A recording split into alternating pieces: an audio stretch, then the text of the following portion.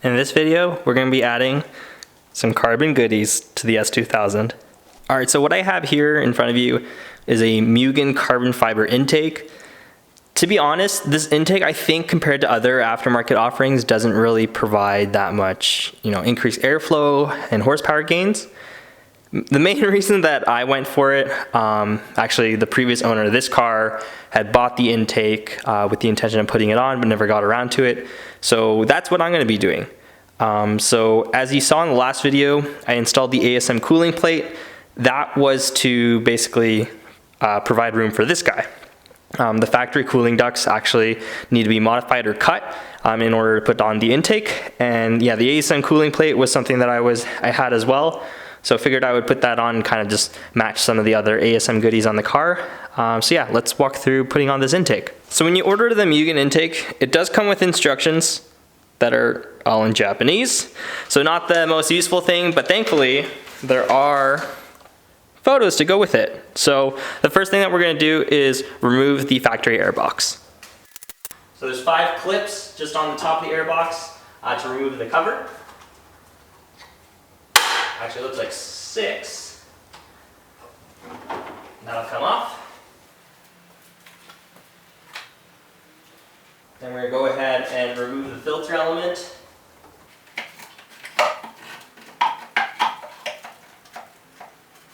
Just slides out. Then I believe from here we need to start unbolting things. So we'll get into that right now. Alright, so the next thing that we're going to be doing is taking off the bolts that are holding the airbox in place.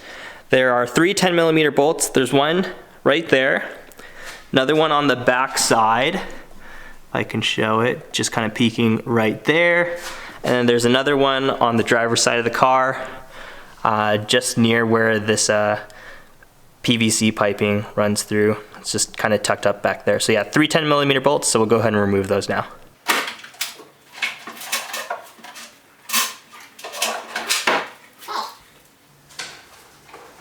So I'm just going to show you the back side. There's a bunch of these clips that hold, looks like breather connections or some sort of PVC lines.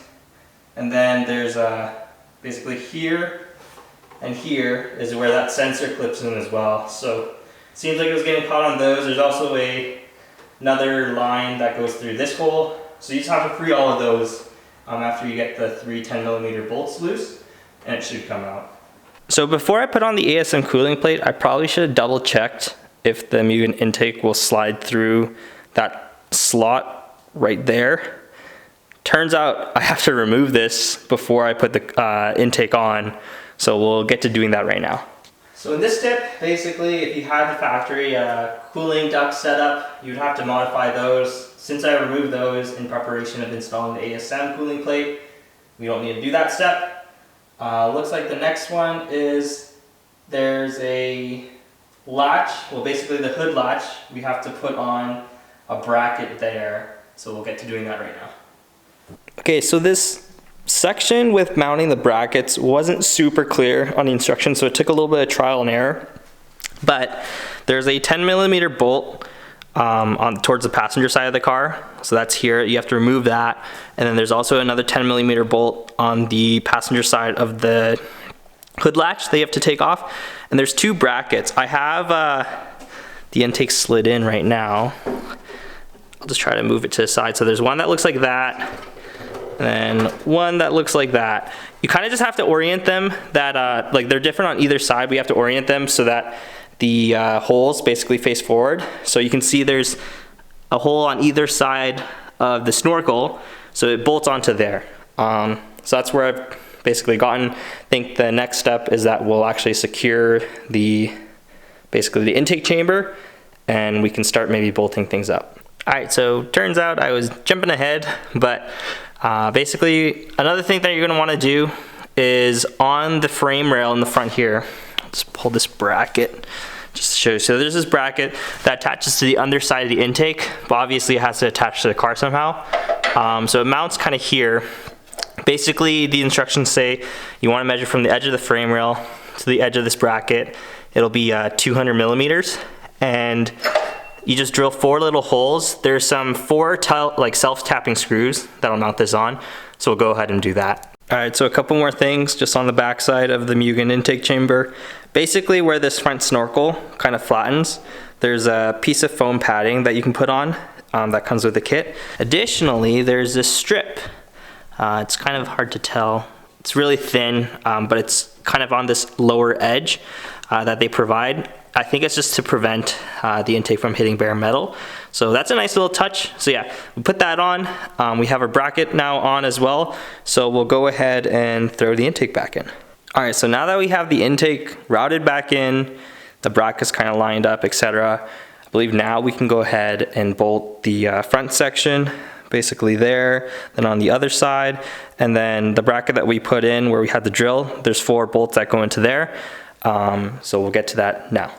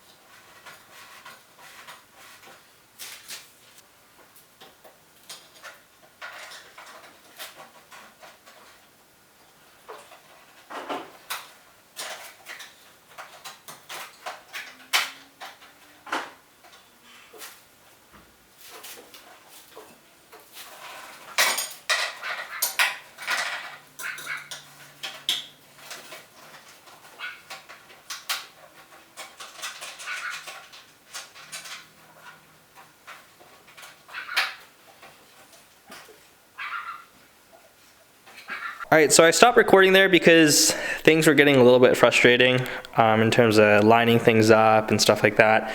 So I took a break from filming, apologies, but let me kind of catch you up to speed. So I believe where I cut off in the shot was when I was mounting the bracket for the sensor. I dropped the bracket into the engine bay, kind of got frustrated. Typical things, a simple, relatively straightforward install turns a little bit longer because you're doing silly things or mistakes.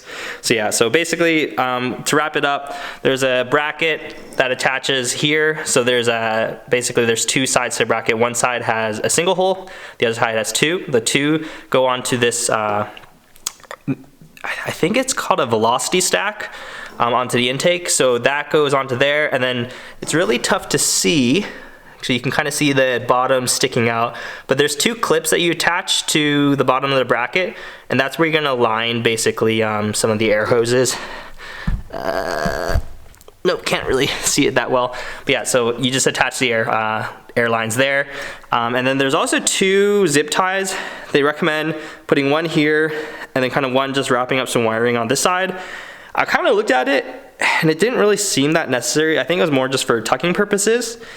And the other thing that I wanted to mention was on the stock air box, it would be around here, but there's a mount there and then there's this mount here.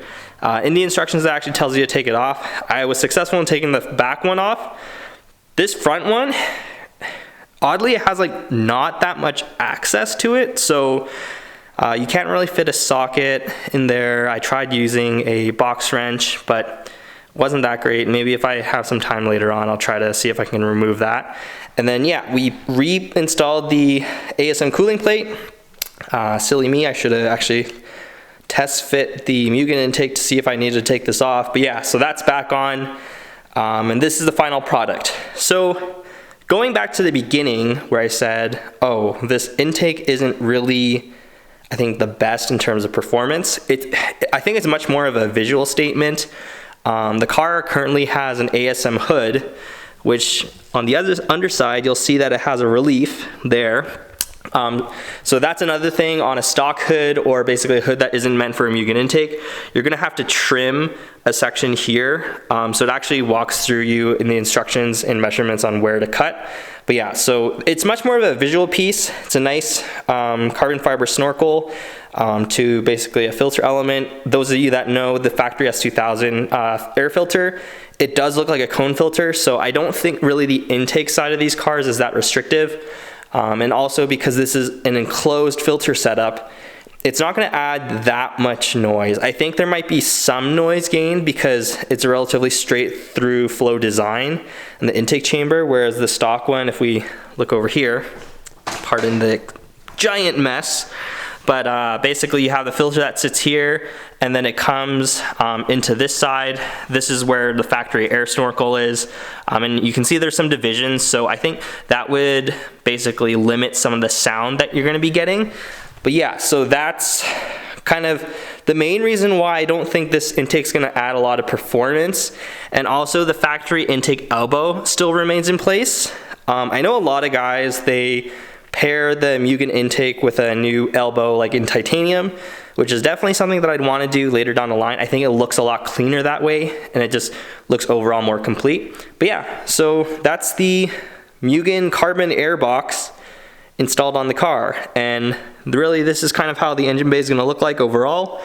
Like I mentioned, I do in the future want to get that titanium arm just to complete the look here. But yeah, overall pretty excited on how this looks, and interested to see how much sound it's actually going to add. I haven't actually taken the car out with the new exhaust setup. As you know, I went from a titanium 70mm dual to a relatively quiet, it's an ASM Special S replica from Blade Sports. So the car should overall be a lot quieter, but it'll be interesting to see if this adds any induction noise. On my previous S2000, I did have relatively tame exhausts with the factory intake, so I kind of have an idea of how much intake noise typically comes into these cars.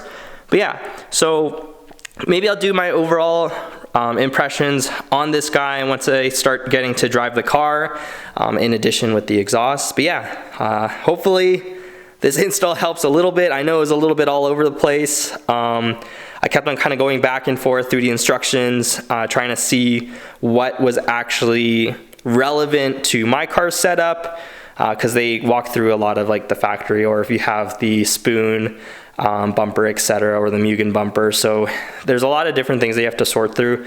The other thing that I did want to mention is the bracket that holds the upper section of the airbox to the frame rails. I had to redo that. I didn't actually read the instructions fully. So like I mentioned, you're going to be measuring from the outer edge of the frame rail to the inner edge of the bracket. That's 200mm, but you also want to keep the back spacing at 3mm. I didn't do that, so there was too much of a gap, so I had to basically reverse everything, redo that. But yeah, as long as you follow kind of all the measurements that are indicated in the guide. The one annoying thing I did find with these instructions is it'll kind of walk through like, oh, these are the parts that you'll need, etc., but it doesn't mention what part is what. Like the really annoying thing, I'll go to, so basically you get a list of all the parts and they're numbered. So it's like, okay, cool. Like this self-tapping screw is number 8. You'd think in the instructions when you come across something like, oh, you need to use that screw, it'll say number 8, but it doesn't. So it's pretty difficult to tell like what is an instruction or not, or like what's an addition. Like in the example where you put the airbox mounts in the front, it just says assembly, doesn't mention a part number or anything like that. So I had glossed over those and then realized, hey, I need to actually install these. So that's another thing to keep in mind. It's not the most relatively straightforward thing. There's probably posts online on how to actually install these written in English now, because there's people that have done it before. I probably should have referenced those before I tried installing this, but hey, you know what? It's kind of a fun learning experience to walk through and try to understand these Japanese instructions. But yeah, so that's pretty much it on the car. Another thing, this is maybe getting to be a little bit long of a video. Those with a keen eye might have noticed that I had put on the factory front bumper on the car when I was installing the ASM cooling plate. As you can see, the Voltex kit is back on. I'll kind of touch a little bit later on why I did that, why I made the decision to go back to stock and then back to this. But yeah, so stay tuned for that. In a kind of overall spring 2022 update on the car and kind of what I have planned for this season. But yeah, thanks for watching. If you have any comments or questions, feel free to leave them below and stay tuned for the next S2000 video.